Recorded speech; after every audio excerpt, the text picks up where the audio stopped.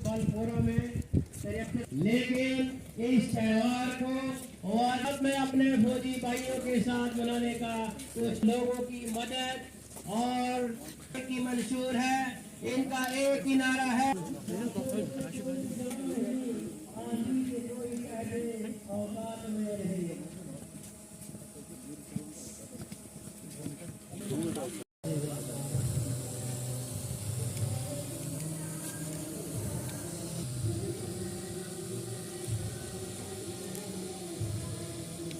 माता की जय, भारत माता की जय।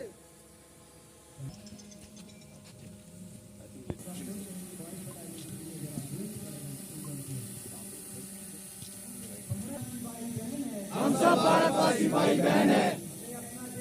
मेरा देश प्राणों से भी प्यारा है।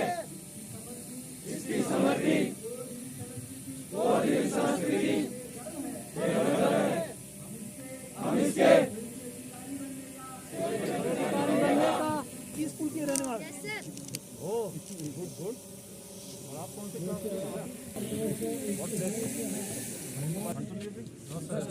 आपने जैकेट नहीं पहना हुआ? मैंने नहीं पहना।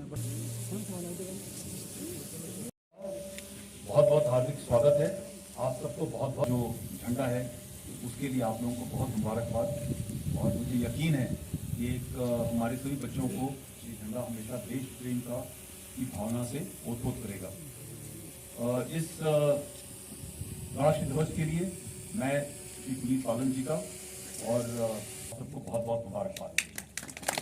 कि पिछले साल जो खासतौर से साउथ कश्मीर के अंदर और शोपियां के अंदर एक नंबर ऑफ रिक्रूटमेंट बहुत हुआ करती थी टेररिस्ट के लिए, तकरीबन आधे नंबर के ऊपर आ गए।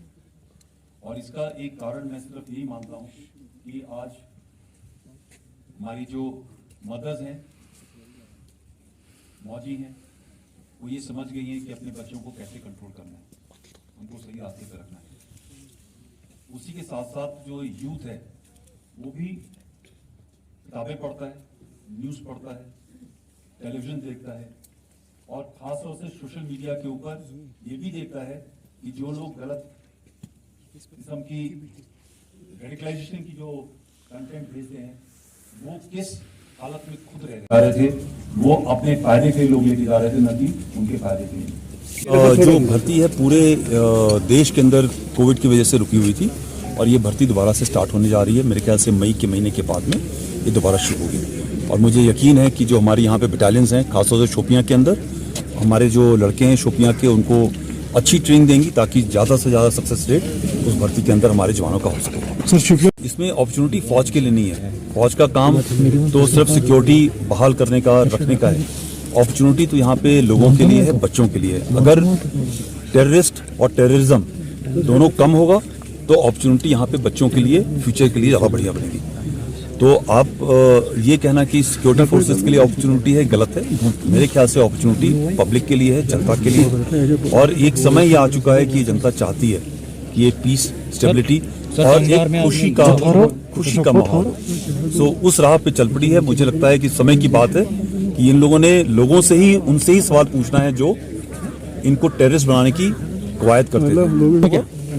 हमने कोई खास काम नहीं किया। ये आपको मैं बताना चाहता हूँ कि ये इंडियन आर्मी के खून में, हमको जब भर्ती होते हैं तो हमारे खून में डाल दिया जाता है प्रोटेक्शन का।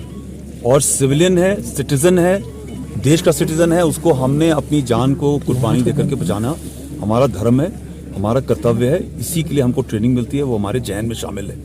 हम तो दुश्मन को बख्शते हैं और बचाते हैं, हमारे देश के लोग हैं, हम उसको क्यों नहीं बचाएंगे। मगर इसी के साथ में एक आपको मैं चीज़ ये भी बताना चाहता हूँ कि खास तौर से तंगधार जो कश्मीर के छोटी छोटी घाटियाँ हैं, शमशाबारी के पल्ली तरफ, उनके लिए मैं सिर्फ एक मैसेज ये देना चाहता हूँ कि आपसे रिक्वेस्ट है कि गलत कदम न उठाएं। लोग रिस्क लेते हैं, आप रिस्क लेते हो, ये सोचते हो कि मैं निकल जाऊंगा, मगर आप जब फंस जाते हो तो आपके बचाने के लिए, आपको निकालने के लिए एक ग्रेफ का जवान, फौज के जवान अपनी पोस्टों से निकल करके अवलांच के इलाके में, लैंडस्लाइड के इलाके में अपनी जान मुश्किल में डालते हैं। और ये भी याद रखिए कि आपका छोटा सा काम होगा जिसके लिए आप ये रिस्क ले रहे हो, मगर वो भी जो लड़के हैं, जवान हैं, उनका परिवार है, उनके भी बच्चे हैं, उनकी भी फैमिलीज हैं। और उस रिस्क के अंदर बचाने में अगर किसी जवान की जान जाती है तो वो बेफजूल होती है। तो मैं यही रिक्वेस्ट करूंगा कि थोड़ा सा संयम रखें, धैर्य रखें। रास्ते जब भी खुल जाएंगे तब उनको रोड के ऊपर एब्सोल्युटली इन्फिल्ट्रेशन में कमी आई है और 2-3 चीज़ों से कमी आई है, क्योंकि हमारे लोग ज़्यादा सजग हैं और हम ये यकीन कर रहे हैं कि कोई भी इन्फिल्ट्रेशन ना हो सके। तो पिछले कई सालों के अंदर जो भी एक मापदंड था, इस पिछले साल तो काफ़ी कम हुआ है और मुझे यकीन है कि इस मजीद मुनफरिद और दिलचस्प वीडियोस के लिए हमारी YouTube चैनल जरूर सब्सक्राइब करें।